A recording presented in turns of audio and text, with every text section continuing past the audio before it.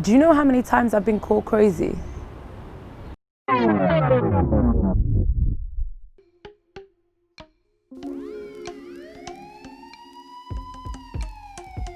More times than I care to count, and I've been counting numbers since I was a kid.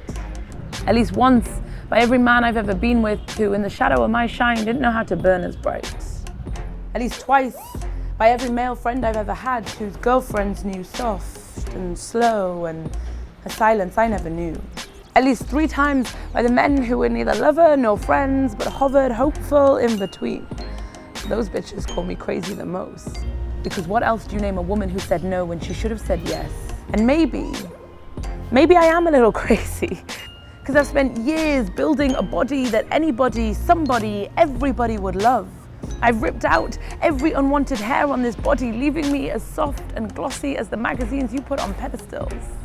I've twisted and turned my hair into every shape, pins sticking in my scalp like nails on a crucifix. I've covered myself in every feminine product you can imagine, and strangely enough, they're all highly flammable. They've given us the tools to burn ourselves to the ground, and as we drench ourselves in things that will make us look beautiful, I wonder if maybe those witch hunts never ended. I've stood in a room full of people and felt the slow, hot trickle of blood down my thigh, because that motherfucker will flow at the most inopportune days of your life. And no matter how many days you count or times you pray for it not to arrive, your womb doesn't give a damn about your social engagements. I've risen from blood-stained sheets of boyfriends feeling like a warrior queen, only for their look of disgust to wipe it all away. I've been called crazy every time the moon changed, and my mood with it, as if it wasn't the very thing that taught me to ebb and flow and let dying things go. I have enough hormones in this body of mine to create an entire human life. I can bring another breathing, heaving mass here on this earth. I can give birth, and it's the greatest magic trick I've ever seen. And instead of calling me marvelous, they still call me crazy.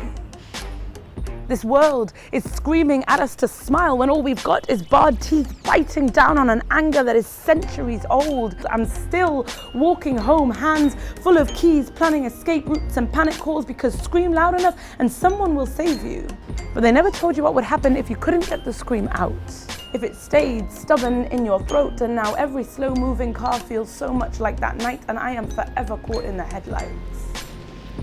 I buy new lingerie every time you come around, even though you rip it off in your haste to swallow me whole. I wonder if perhaps I shouldn't bother, because why wrap up the present when the gift was never on your wish list? I still buy it.